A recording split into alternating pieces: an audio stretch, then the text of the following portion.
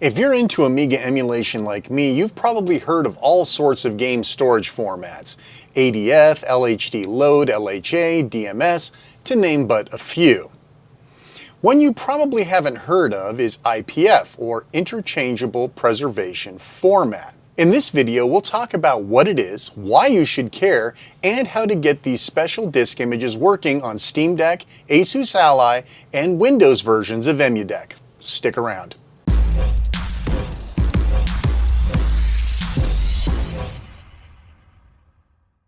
The Amiga floppy disk, a 3.5-inch magnetic media storage device that holds 880 kilobytes of data when formatted with the operating system.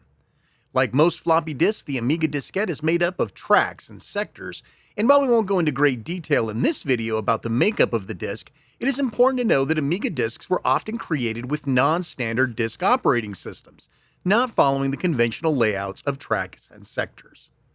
Sometimes this was used for speeding up the game load times, but this technique was also used to thwart piracy. Sometimes these disks could be created by an Amiga drive using a tool like the disk copier Marauder or Xcopy or numerous other copy tools. Sometimes the copy protection could be read by a standard Amiga drive, but could not be reproduced by a typical Amiga 3.5-inch drive. Hardware came out that allows some of these protection schemes to be reproduced, but often it was far too freaky for the common man, changing speeds of the drive spinning, writing tracks slower or faster. It's a real mess.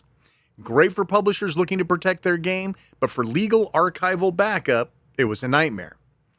The pirates were not deterred though. They would still break the copy protection and convert the non-DOS copy protection into a disk that could be freely copied and shared. Games that weren't copy protected or were cracked to produce easily duplicatable disks were then able to be sucked into a hard drive loader package called WHD load, where you could easily run a disk-only game off a much faster hard drive. As real Amigas gave way to emulated Amigas, these protected disk images became ADF files, and those WHD versions became LHA files, the two most common means of playing software on emulators. So what is this APF file, and why should you care? To better understand this, let's take a look at something called the CryoFlux board. This device was designed to take a standard PC floppy drive and allow it to read any floppy disk into a 100% perfect copy into a file. This file isn't a disk image, it is a literal raw rip of the disk contents, meaning anything that could possibly have been done to the disk, custom DOS formats, all disk-based copy protections, no matter what it is perfectly preserved. Yes, you guessed it. The file that process spits out is an APF file, a 100% perfect Amiga disk image. So what? You have Amiga games in ADF, WHD load. What possibly could IPF bring to the table that you don't already have? IPF image games are perfect replicas. Sometimes cracked copies of games were broken. They may have had slower load times. They may have had extra disk swaps at weird times with no warning. Sometimes they have multiple crack throws, trainers, and more screens between boot up and gameplay. Sometimes you just want the original game you grew up with exactly as you remember it. Of course, sometimes those games came with type-in protection, code wheels, and other curios of days gone by. These IPF games are going to include all the copy protection, disk and software based. Great if you have the manual or code wheel, but not so great if you just want to play the game. IPF files are more about preservation than basic entertainment. The file format is locked up behind proprietary code by the Software Preservation Society, but they provide drivers for most popular emulators such as PUAE and RetroArch, the latter of which is being used by EmuDeck on Steam Deck and Windows-based platforms like the Ally. Enjoying the content so far? A like, sub, and a bell ring would be appreciated. Now, back to the show. So how can you get these working? Either way, you're going to need the CAPS image library. CAPS is the Classical Amiga Preservation Society, which was the OG name for the Software Preservation Society. Still with me? You're going to need that zip file. The link to the GitHub is in the description below. So let's start on Steam Deck. In my demo here, you can see I'm trying to run Iron Man Stewart's Off-Road Racing. Upon launch, you will see an error message mentioning the missing CAPS image library. Download the zip file to your Downloads folder.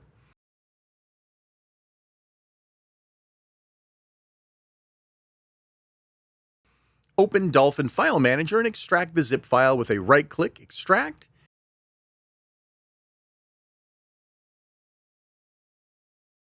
In the new folder, you will see several other folders. You're looking for the Linux folder.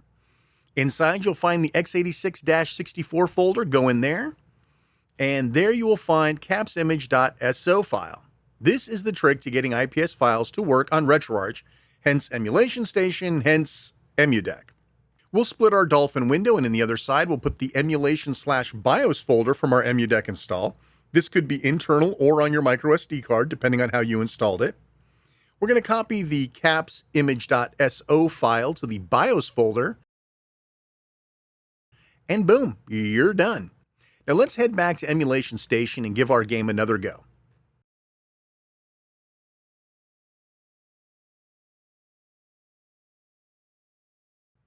Yep, it works. Easy peasy lemon squeezy. Now let's look at EmuDeck on a Windows machine like the Asus Ally. I'm going to demonstrate this on the Ally, but it works the same for any Windows-based machine.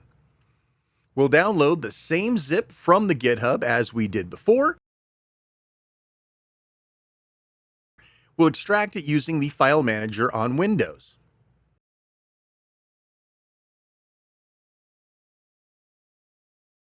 This time, we'll go into the Windows folder and copy the capsimage.dll file to the EmuDeck's emulation/BIOS location.